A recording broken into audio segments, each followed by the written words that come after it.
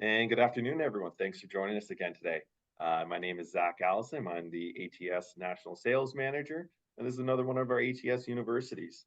Our ATS universities are where we host a near weekly webinar. We're on, I think, about three a month these days, where we cover either a deep dive into a product, maybe an application specific discussion where we're talking about, the products that fit an application best.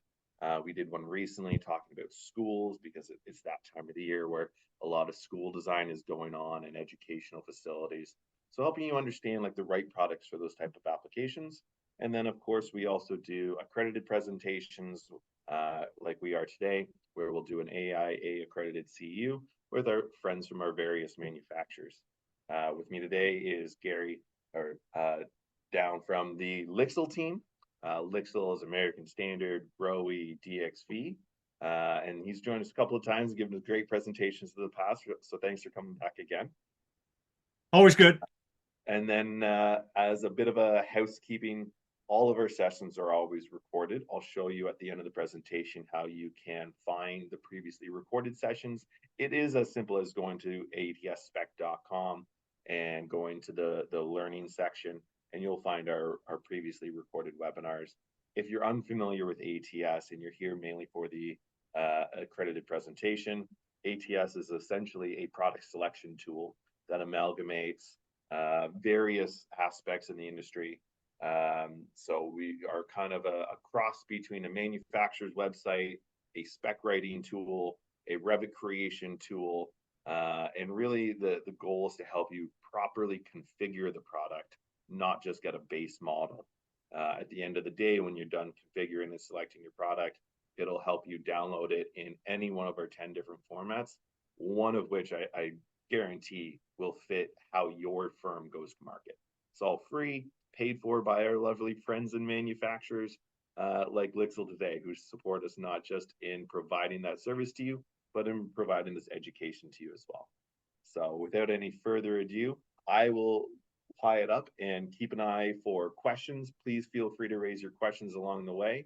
I know Grays loves getting diverted. He and I have had some great divergences along the way. And with that, we'll let you share screen and dive in. All right. Thank you very much, Zach. Let's see. And Zach, are you seeing the CEU events screen? No, we are seeing the desktop screen. So you're seeing desktop. So stop share. It didn't give me a choice. Isn't that interesting? Technical. Yay. Love the technical. See, we could have used the 10 minutes that we were talking about travel. Trying to sort this out, yeah. To practice this. We just assumed that we would be correct. Never assume technology is going to save you.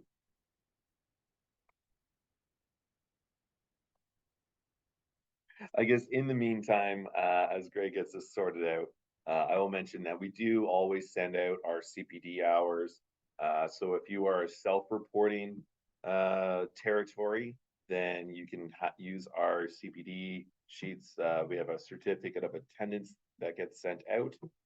And if you are on the AIA side, you will be able to share, register yourself, I believe is what Gray's going to show eventually, although it looks like maybe he's frozen. I don't know if that's just me. Mo, can you send me a chat? Are you seeing a frozen screen on here as well?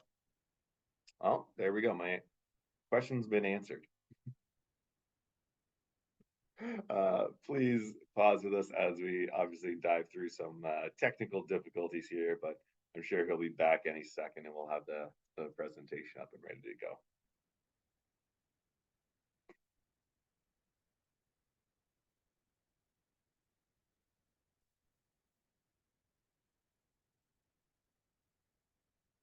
I guess in the meantime, as we've got a bit of time and he gets settled in, might as well jump into what we do have. Figured I'd show you this now while we're waiting for Gray to get back and settled in.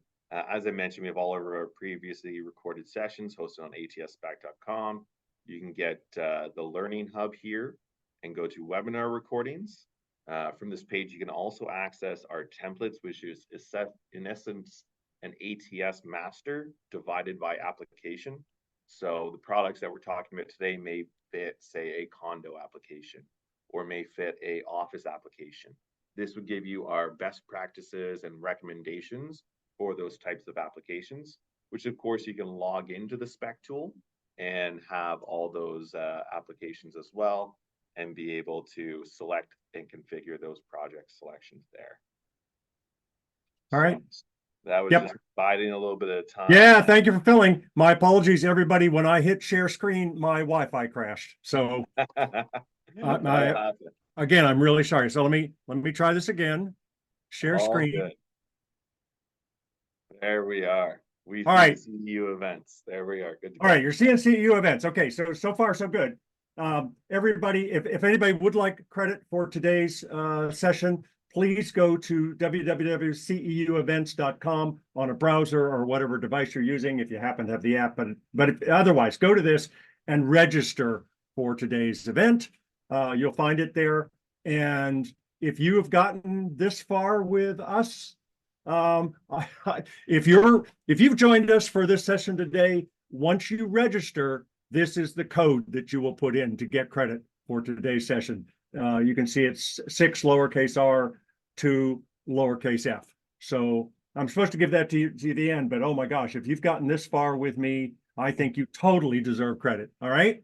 So again, CEUevents.com, register, and go to CEUevents.com attendance and put this code in and you will get credit for today. And I promise I'll bring this up again at the end.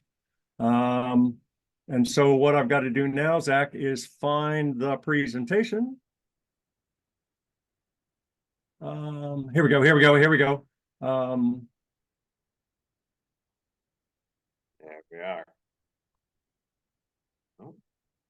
But this couldn't be any more challenging. Okay. Can you see the presentation? We can see the presentation. Okay, awesome. So let me really get started on this. So what I want to talk about today is finishes that you'll find on faucets. And finishes are not equal. They are very different in the process. They're very different in their durability. They're very different in their cost. And from a design standpoint, what finishes you put together and pick actually do matter. So let's get started. I've killed enough time here. So the first person, this is Benjamin Krause, and he is Lixil's category leader for the Grohe brand globally, and he's going to talk about finishes. Picture the faucet in your bathroom at home. Maybe it's brand new, but maybe you have had it for years and years. Have you ever wondered how often you use it? Have you ever wondered why it's still enjoyable to use after all these years? My name is Benjamin Krause. I'm the category leader at Lixil EMEA. My role is overseeing Grohe's product portfolio, our product strategy, how often and when we introduce new product developments, and how we manage the life cycle of a product. Over the next few minutes, I'm going to talk to you about something that's increasingly important to our customers and to the product design here at Grohe. Color. Some of the trends facing the sanitary industry is that our customers are becoming more design savvy. People are more and more in tune with design trends, and they are using their homes as a reflection for their individuality. Okay, thank you, Benjamin. I am rudely going to cut Benjamin off. There's so much I want to cover with you today, and I've spent so much time doing other stuff. Yeah. We're going to move on. Okay, so thank you, Benjamin. I'm really sorry about that. I do agree with them in that I think that the change to represent individuality is absolutely one of the leading trends in this industry. Yes, and again, I didn't let Benjamin talk, but I will share with you guys, it is North America that's driving this. The more than anywhere else in the world, it is the North American consumer that is demanding all these different finishes and colors and options and choices, all at the most affordable possible price. Just so you all know, we're dragging Europe into this trend, kicking and screaming. If you left it to them, everything would be chrome all the time. So here are the trends and the influences driving that. As you can see, the trends are mixed metals, really black and nickel in particular. There's the whole wow factor going on. And brushed and matte is still continuing to trend. And who are the influences on all this? It's the interior design community, of course, lifestyle and social changes. Functionality and process does have a impact on this, but it's what we're really talking about here is fashion. So breaking down those influences, just a real quick history, and I'll share with you, in the 1800s, when we started making indoor plumbing and indoor faucets, it was brass. And that was the finish on the product. That was the product, and it required polishing all the time. But that was okay because only the rich could afford indoor plumbing anyway, and they had the hired help to do it. Major change come 1900 was the introduction of chrome plating. That changed everything. You didn't have to polish it every day. Chrome plating is very durable. Chrome's a great finish. It is actually a great finish to this day.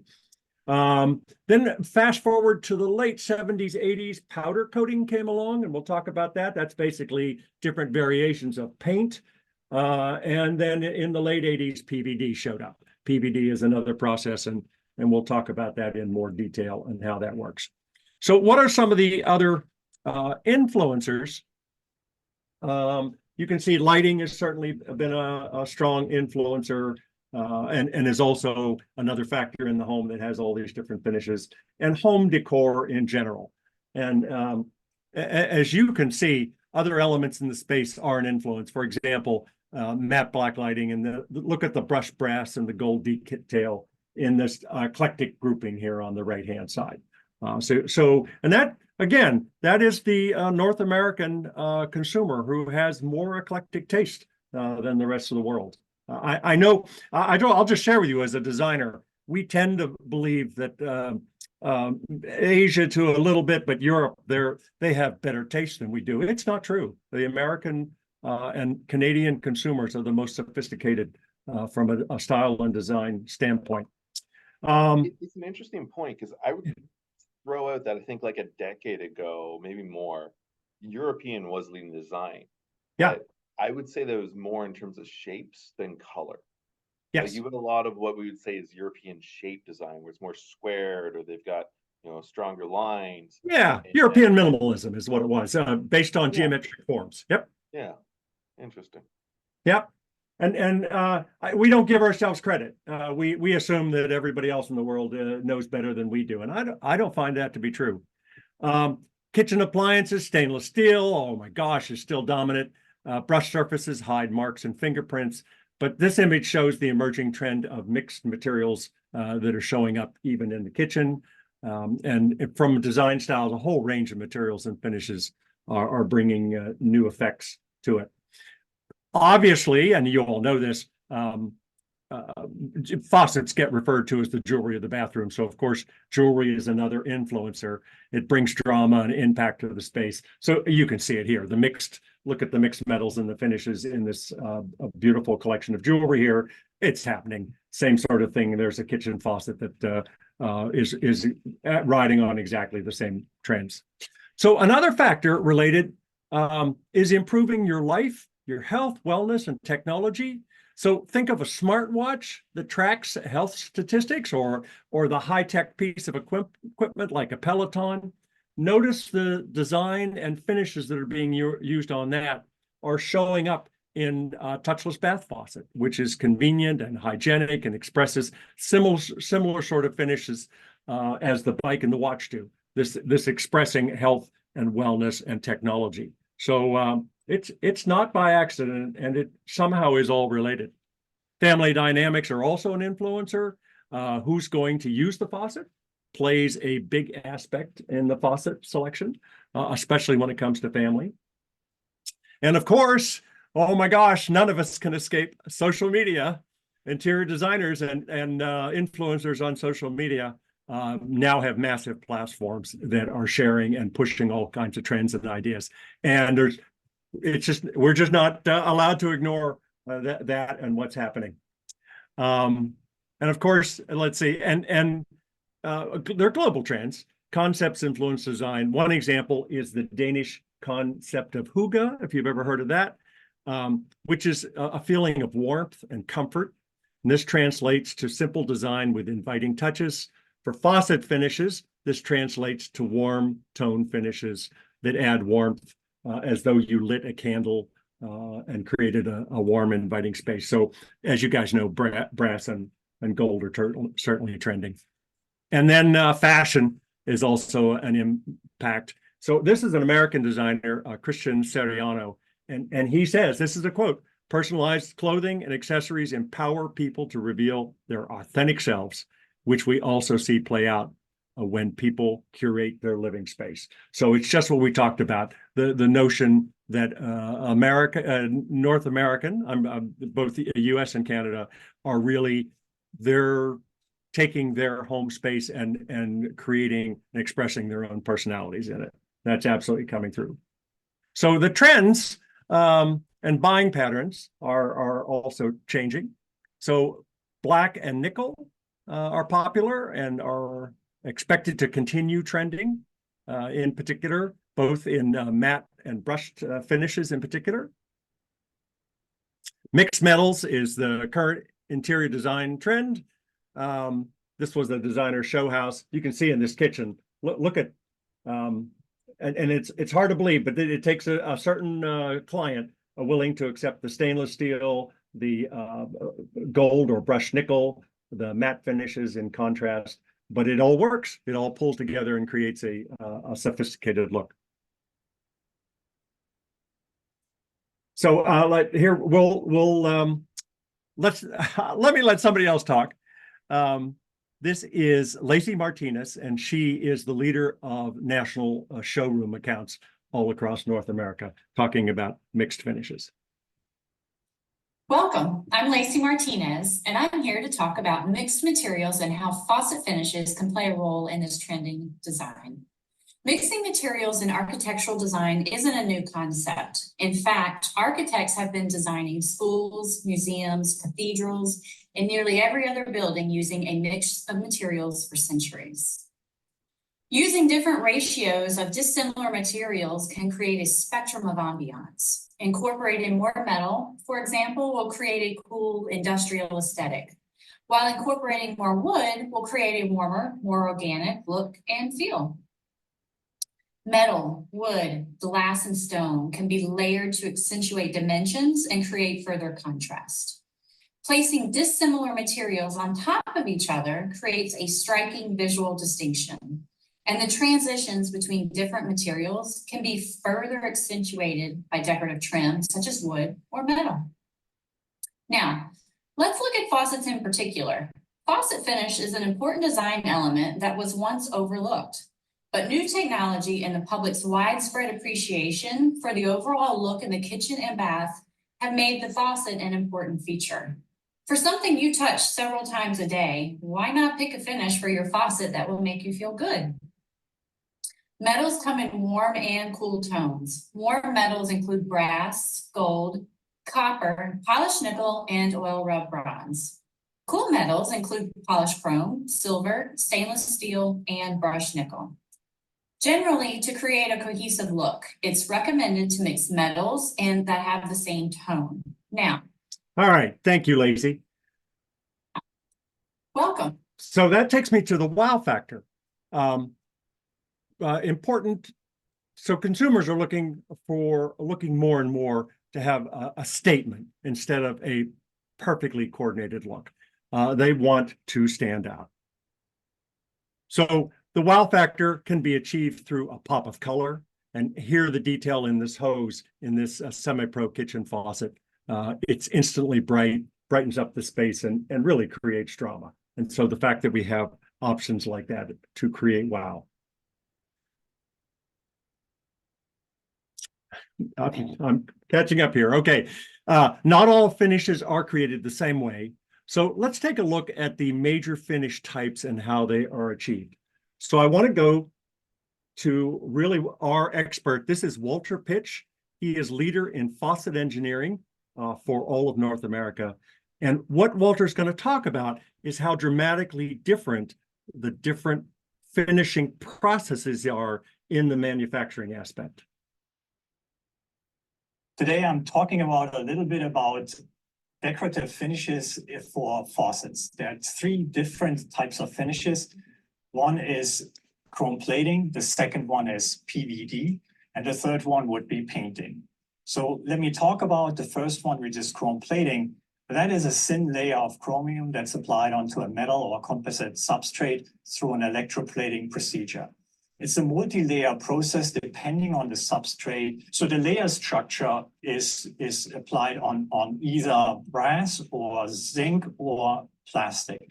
For brass, you have a nickel layer of 8 micrometers and followed by a chrome plating thickness of 2 to 0.4 micrometers.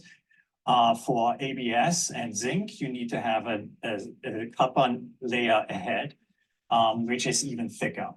And just to put that in reference, so the chrome plating thickness is literally just only 3/100ths of a piece of paper. There are two types of chromes. One is hexavalent chrome and trivalent chrome. The hexavalent chrome requires a little bit more tighter process control, especially in terms of safety and hazardous byproduct handling. The trivalent chrome is an emerging, more environmental conscious process.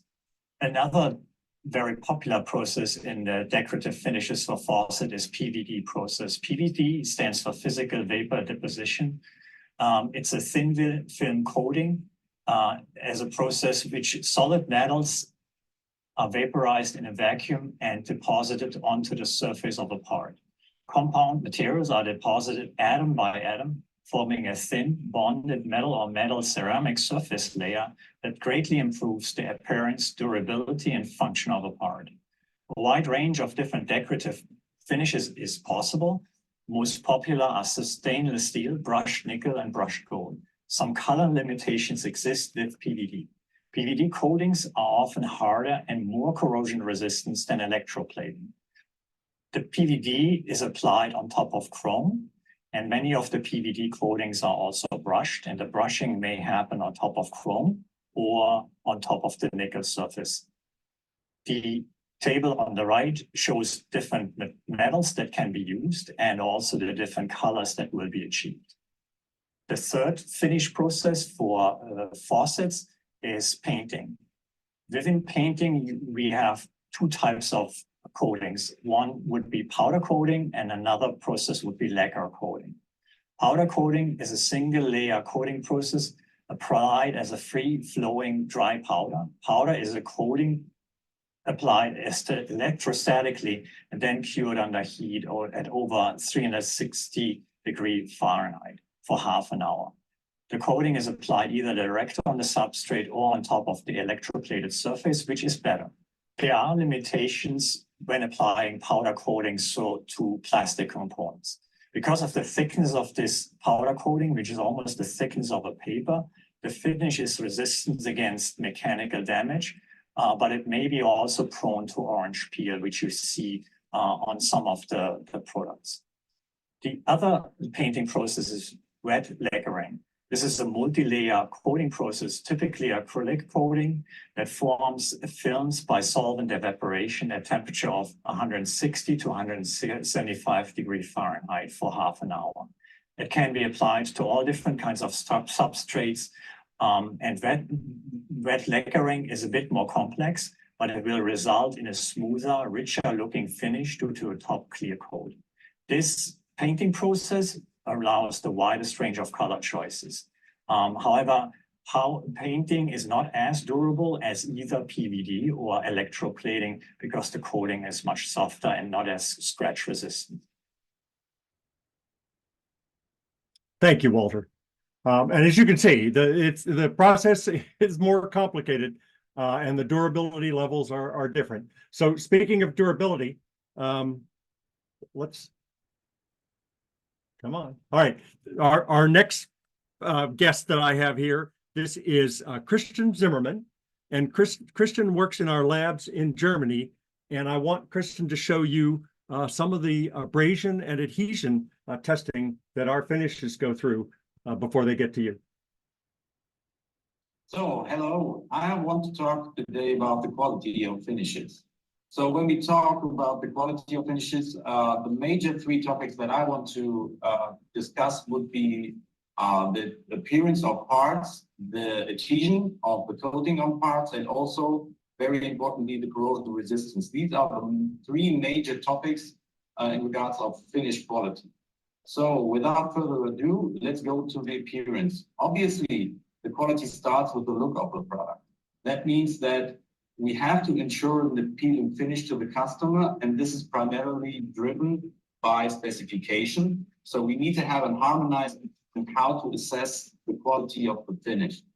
And what we have to keep in mind is that the visual perception is very subjective. And that means that basically everybody can see things differently. And that is very important also for finishes, or specifically for finishes. So what we would need to do is really to set conditions before we check the parts, and these must be harmonized. So that would mean that, for example, for chrome and colors, that would mean PVD and lacquer colors, we usually define the observation distance of the operator to the part. We specify the illuminance, so for example, 1000 lux as light strength, and the observation time. So how long does the operator usually take to access the part and to check the part? Now, when it comes to colors, so PVD or lacquer colors, we need to define also how to check the color itself. So usually we would take something like a light blue that you can see on the right side. And here we also have a defined light type, for example, daylight. And in this chamber, we usually take the part that needs to be assessed and also a master sample of the respective color. So this visual assessment should lead to a go or not go decision based on the quality of the coating and the match to the master sample. Now, to be more, I would say, objective, it is important also to measure the color, to give numbers to the color. And this is something that we do with an instrumental color check. So you can read the color, and for each of the colors, you can apply tolerances and decide then this color is still in specification, yes or no. So as we have said, basically all the surroundings, how to check the parts. Now, here are 4 examples of typical defects that can be observed. It could be dents, it could be pores, it could be mechanical damages or blisters. And most of these defects can be related to the coating, the finish itself, during plating, or even before, so from the base material coming. So coming to the next big topic, which would be the adhesion. Adhesion is also very important, obviously, to ensure the durability of the finish. And also this is primarily specified. So that would mean if we would discuss adhesion, we need to know how does adhesion really work. Usually, if you would have a part and you would start the plating for PVD and chrome plating, this is very important. You would see that nucleation would start at the part. So that means that first atoms will come to the part and will form the coating.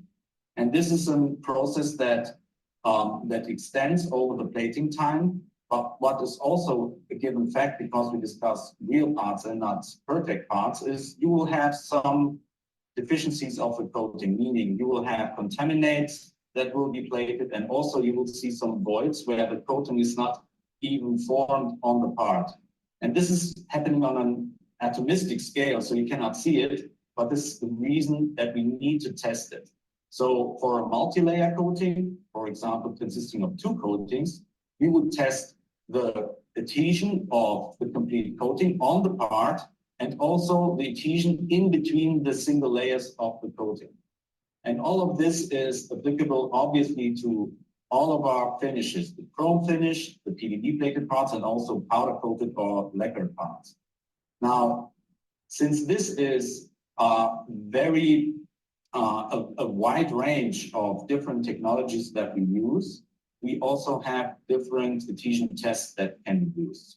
For example, a crosscut test, a file test, or temperature shock test, where you would basically heat up the part and then quench it in cold water and see if the adhesion is still okay.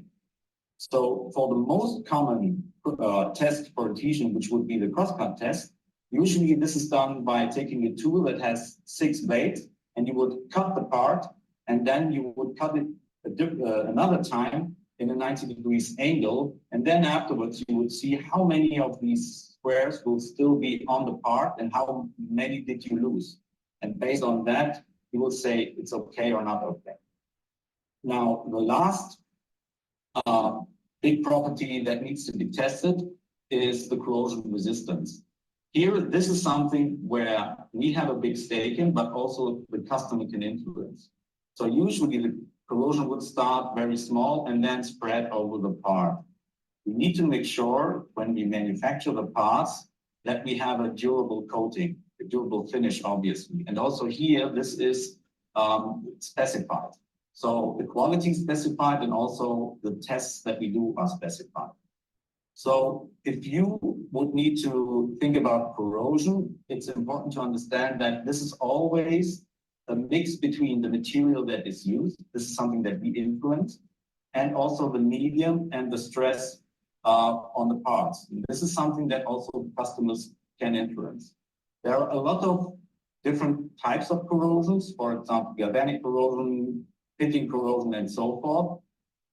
This is not important as of now, but it's just explaining that this is a very complex issue and we need to tackle it. And usually we do that by different corrosion tests. So there are plenty of them. Some of these are even necessary to get an approval in specific markets, for example, the neutral source grade test. But some of these we take internally for our quality control check to ensure a product quality that can last for decades. For example, a very important one for us would be the cleaning agent test, because this is basically a real life test. This is what happens at a customer.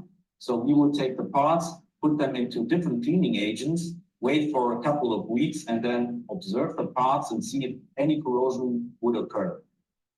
So if we talk about corrosion and cleaning, which are very related, we have some no-goes usually, which would be you should not use abrasive sponges, and also you should not use very aggressive cleaners. So household vinegar or cleaners containing acetic acid, these are substances that are very aggressive. So if you would just use it on a daily basis and do it not properly, that would lead to corrosion, no matter how good the finish is. So this is the part where also the customer can influence the durability of the part. What we would suggest is to say, we take the cleaning agent, we spray it on the sponge, we clean the product as strong as necessary, but as I would say soft as possible. And then immediately after cleaning the product, rinsing it with water or taking a different sponge with water and cleaning off all the residues from the cleaning agent. And after that, after rinsing the part, you can just wipe it clean and dry it with a cloth. Thank you.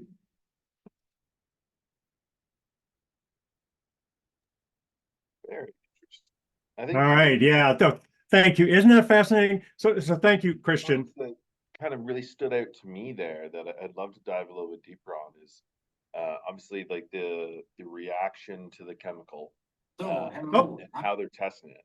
One thing I found very interesting is the fact that they're testing it 100% solution, because I know that's really kind of pushing the boundaries of the way a number of these are used. Like the product shown there, vinegar is quite often going to be in like a dissolved solution. You know, you might, I make it at home. We'll use like a cup to 4 cups of water, something like that. Or you might take that bar cleaners or undescribed brand, the somebody's friend, and dissolve that in water to make your clean solution. But obviously the testing is being done 100%. Yep. And I guess one of the other aspects that I thought was interesting is the adhesive aspect of the testing. I'd not seen that cross-cut test. And that was kind of one of my questions that I was thinking of as we were watching those videos. How do the PVD versus the lacquering versus your powder coating, how do you make the decision of which one is for which application? And So- I guess a big part of it seems to come from what color you're using, because certain versions of that, obviously PVD doesn't have the range of colors that the lacquering or the powder coating does. Yep. Where in what applications is a PVD a requirement because we're expecting abrasive use versus a powder coating, and when should Yep. when should we be looking for that? And so, Zach, I'll go into that a little bit, but you're absolutely right. The finishes are not equal in their durability and application and cost. And I will share with you, we consciously resisted, matte black's totally trending at the moment, but we consciously resisted putting matte black on the market because it is not a durable finish compared to the other two. Just again, Christian didn't go into this. The process we use to create a matte black finish on a faucet is exactly the same process the automobile industry uses when they're doing color finish parts. It's exactly the same process. And so what I try to say to folks out there, it really, a lot of it comes down to cleaning. I try to say to folks out there, do not clean your faucet with anything you wouldn't ever use on your car. You just cannot. And overwhelmingly, all the damage that we see done to faucet finishes, whether it's residential or commercial, it's done by the cleaning, either the cleaning chemicals or the cleaning staff or the cleaning process. Magic eraser, quite possibly the single most evil device out there. And yet we can't convince people to stop using them. But magic eraser will completely destroy any finish that we put out there, even chrome. It really is that nasty. And full disclosure, I know Christian, he and I talk, I know this video. No, I do not rinse off. When I'm done cleaning my faucets and have used a solution, I don't go back and rinse it all off and then dry it. Even I'm not that disciplined. So it's a challenge. It really is. I will rinse off, but I don't do I don't dry, that's for sure. I'm not worried about spots. But one of the things that they list there in terms of the issues is like the lime scale, removers. But that's a aspect of living in North America in a number of places. Yep. We have, semi-hard water or treated water, which is going to lead to scale. I shouldn't go here. If the best way to preserve your finish is to never clean it. And I know that's not an option. So not part of the CEU. Why choice comes in, right? Yeah, right. And I think that that goes back to the very beginning when they're saying the choice of your finish can affect the next 10 years. Yeah. And so I'll get into that in a minute, but that's a great discussion, Jack. And these are all things you can see how hard we work to produce the right product, the whole industry, more than Lixil, but to produce the right finish and put it out there. But it is one of the most abused products, either in a commercial space or in a home. People don't clean their lighting the way they do. This is a video with me talking, so we're just going to skip past that. Okay. This is important. I think this is really important. And in fact, if you want to, if there's any designers on this call, you're more than welcome to take a screenshot of this, because this is a great. I'm not going to go through this chart in detail, but when you're doing finishes and design, the things we got to think about are contrast, mirror, and tone. And so you can see the spreadsheet here breaks it out.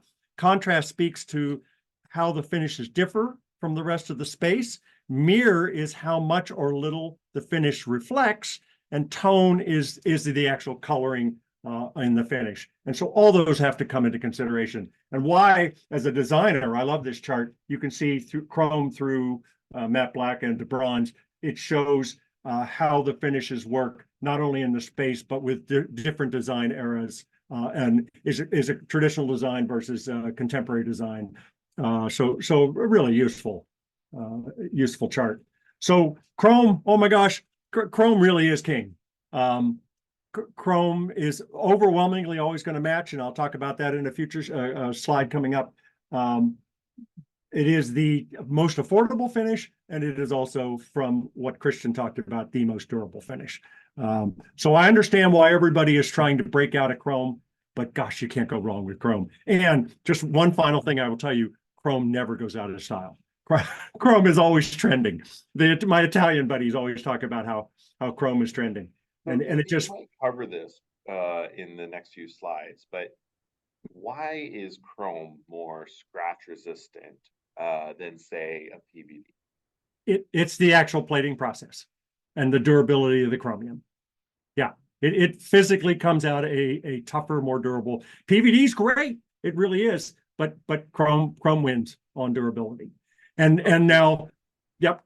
Yeah, like there's fewer voids in the nucleation sites, like you showed in that video, correct? Yeah, that and the actual hardness, durability of the chromium surface versus the other elements from the periodic table we have to use to make amalgams and alloys to create the PVDs. Yep, it's all part of it. And I don't know if you picked up in Walter's talk there, we've all been using hexavalent chrome all these years. I will share with you that process is really bad for the environment. So you are going to see, full disclosure, you're going to see the industry transition to a trivalent chrome in the future. That is a slightly different cast to it, but it is easier on the environment. Of all the finishes we talked about, chrome's the worst when it comes to environmental impact. So there's no easy answer here. There really is no easy answer here. It's all a Rubik's Cube of decision making. Boy, I apologize. What I'm up to? Brush nickel, a lighter, warmer tone. I totally understand why it's trending. The brass here in North America, brass and gold, the warmer tones, and their relationship to natural materials and woods and things, totally trending at the moment. Art Deco, you can see this stunning Art Deco with the gold fittings in it. Same thing with the gold there. I'm going to skip. I apologize again. This is just an explanation of why matte black is trending so strong. One question that I'm starting to see come up more is like, okay, Yeah. so we've got the gold finish now. You know, is rose gold coming next? And I'll answer your question. Absolutely not. So just so you know. So as a designer, gold comes in and out of fashion. It really does. Over my career, I've watched it come in and out of fashion 3 different times. So a brass gold finish is really the on trend that will have lasting and staying power. Not pure gold, but because pure gold is too horsey. But the brass gold, the warm tone is totally trending. Rose gold was popular, maybe 4 years ago in jewelry and whatnot. Rose gold is so extreme that it hits because it's unique and different, and then people tire of it very quickly. So I will tell you, I've probably seen rose gold come in and out of fashion 5 times over my career. So to answer your question, no, it is not. It has no staying power. It will be back. 20 years from now, let's talk again about how hot rose gold is. But long term, it's too particular a finish. It's like chocolate diamonds. I totally get it, but at the end of the day, everybody wants a clear diamond. You know, like the seafoam green from the 70s, late 70s, right, early. Right. Everything will come back at some point, but there are certain ones that really stay. I think the matte black is absolutely a keeper. The chrome is a keeper. The brushed nickel, they have really, because they're really wonderfully neutral tones that have staying power. So like I say, matte black, and I guess just real quick, because we're running out of time, but can everybody see the matte white behind me? Matte white is coming. Matte white has a wonderful neutral trend and tone to it, and it works really well with all sorts of natural woods and natural environmental periods. So just a heads up, what is the next big trend that we have coming in North America? It's going to be matte white, but it's not actually in my presentation. So when choosing a finish, you can imagine you got to weigh all the different factors. There's environment and aesthetic, and we'll go through these real quick. Frequency of use is a biggie. if I can put more decorative finishes in a low to medium use space where it's not going to get the same level of cleaning and use and will hold up and be more durable. You can see I've got chrome PVD and powder coat. They're all fine there. When I get to a commercial space, oh my gosh, I've got to be way more careful.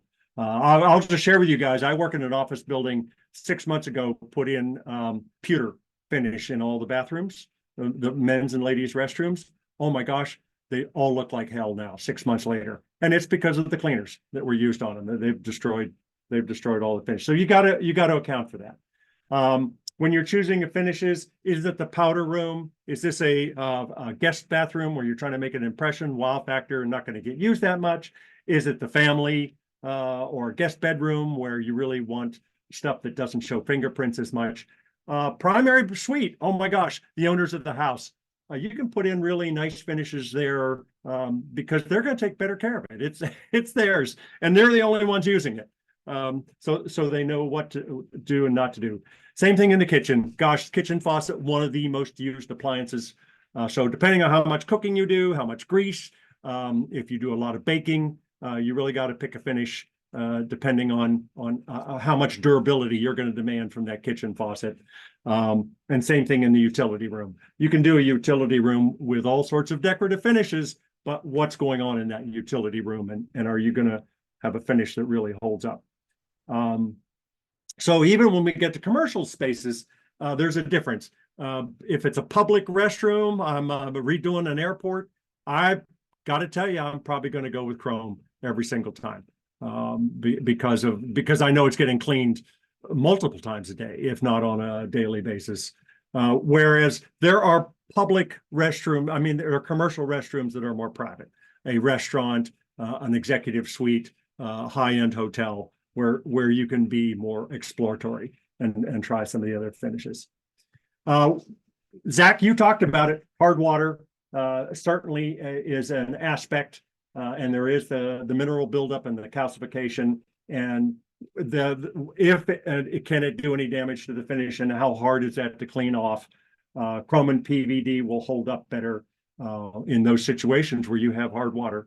If you're having to work to remove calcification, probably matte black in a lacquer or powder coat finish is not the way to go. Now, counter to that, the brush finishes tend to hide those aspects more. Same sort of thing of corrosion. In Canada, you guys are not as susceptible, but oh my gosh, living along coastal US is becoming really popular. And it's the same thing when you got to consider buying a used car if you live anywhere along the coast in the US, is how much damage has already been done to that vehicle just based on the salt content in the air. So chrome and PVD again are going to hold up better in those high caustic situations. Cleaning frequency, and Christians started to talk about this. All finishes are best preserved by regular cleaning with a non-abrasive cleaner and a soft microcloth. Now, I don't know how realistic that is, but right off the bat, anything with abrasion, soft scrub, another nasty product. It's got an actual aggregate in it, and and you talked about Keeper's Friend. Those have abrasives in them. It's like putting sandpaper on there. You will ultimately remove the finish, and my favorite magic eraser. Really, you want to use soap and water and a soft cloth whenever possible when cleaning. But you've got to take this into consideration. So anything with heavy cleaning, schools, airports, healthcare, most of the decorative finishes are not necessarily the optimum choice for your client or customer. Accessories is also a part of it. You need to think about not just the faucet, but what are the other accessories that are in that space, whether it's a kitchen or a bathroom, and are you going to be able to have coordinated matching finishes across the entire range? Another thing that needs to be taken into consideration, and I think I have a chart on this, the matching changes with the finishes. If it's chrome or brushed nickel or even matte black, well, actually chrome and matte black, they're going to match probably every time. Once you get out into the warmer finishes, the nickel, the brasses in particular, Each manufacturer is going to have a variation on that, and how acceptable is that? So again, matching finishes. If you have a client who's really fussy, am I still here? Okay. If you have a client who's really fussy about matching finishes, oh my gosh, just go with one finish and use a lot of white. If you have a customer who's a little more exploratory, then do a primary finish and go with a secondary finish. Consider a secondary finish and combining them with mixed metals if they're more tolerant to that. And then there are those clients out there. I showed you that kitchen in the beginning who, boy, they're all about eclectic, and you can do 3+ different finishes, but you're trying to create a personal expression. And so this comes down to know your client and get an agreement with your client on what are the guardrails and what are the rules as you're doing this. So here's what I was talking about. If you're really trying to match across product categories, not only just brands, but faucets and accessory and lighting, chrome and matte black are pretty much always going to match. Once you get into the polished nickel and the brasses, there start to be more variations. The brushed nickel and bronze. In the case of bronze, oh my gosh, every single manufacturer probably has a different bronze. So that's going to be tough. Even the brushed nickel, like the brushed nickel from one to another is starting difference. Because some may be brushed, some call it satin, some. Yes. Well, there's two aspects. There's how much nickel went into that to create the look, the warmerness, and how much brushing. Did they do a little brushing? Did they do a lot of brushing? It makes a visual difference depending on how the reflectivity and how the light hits it. And I will share with you from a PVD standpoint, brushed nickel and stainless steel are almost identical. It has to do with how much nickel we put in there. The more nickel we put in it, we make it a little bit warmer. We call it brushed nickel. We put in a little less nickel. It's a little cooler. We call it stainless steel. But it's actually exactly the same process and almost exactly the same finish, but slightly different depending on the perception. Interesting. Yeah. And then future, oh my gosh, if you're doing a bathroom, say it's a hotel, you're doing hospitality, and you know that they remodel it on a frequency of 10 to 15 years. Specify finishes that are shower fittings. Are you going to be able to change out the shower fittings? A deck mount tub filler is going to be harder to change out than a light fixture or a towel bar. So what are those finish choices that you're making that are flexible in the future, and what are those that are not? So again, environmental is an aspect. This is not a simple discussion. I'm glad you all went through this with me today, and because it's both an environmental choice and it's an aesthetic choice.